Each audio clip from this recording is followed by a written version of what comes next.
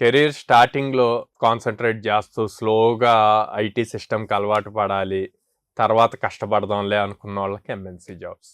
ఎంఎన్సీలో మీకు multiple sectors ఉంటాయి. IT support ఉంటుంది, డెవలప్మెంట్ ఉంటుంది. ఐటీ సపోర్ట్ అంటేనేమో ఎవరో వాళ్ళ టీమ్ ప్రాజెక్ట్ మొత్తం బిల్డ్ చేసేస్తారు. క్లయింట్ దగ్గర కస్టమర్స్ ఎండ్ యూజర్స్ ఉంటారు. వాళ్ళు యూజ్ చేసుకునేటప్పుడు వచ్చే ఇష్యూస్కి వీళ్ళకి కాల్ చేస్తూ ఉంటారు. సో ఐటీ సపోర్ట్ జాబ్కి వెళ్ళినప్పుడు ఆ ప్రాజెక్ట్ అర్థం చేసుకొని వీళ్ళకి ఆన్సర్స్ ఇస్తూ ఉండాలి, మీరు ఇలా చేయాలి ఎట్లాగా అని. ఏదైనా పెద్ద క్వెరీ వస్తే దాన్ని మళ్ళీ బ్యాక్ టు ద మెయిన్ టీమ్కి ఇస్తాము, ఇచ్చి ఆ ఫీచర్ బిల్డ్ చేస్తారనమాట. అదొకటి. సెకండ్ది వచ్చేసి ఎంఎన్సీలోనే డెవలప్మెంట్కి వెళ్ళినప్పుడు మీకు ఒక ప్రాజెక్ట్ని మల్టిపుల్ ఇండివిజువల్ టాస్క్ కింద డివైడ్ చేస్తారు.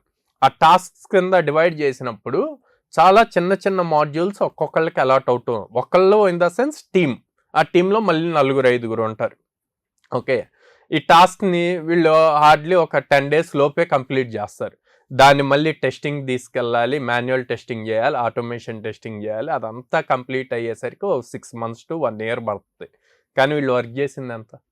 20 days వర్క్ చేసి ఉంటారు. ఆ ప్రాజెక్ట్ అయ్యే వరకు ఇంక వాళ్ళు దాని మీదే ఉంటారు. వీళ్ళు కొత్తగా నేర్చుకునేది ఏముండదు.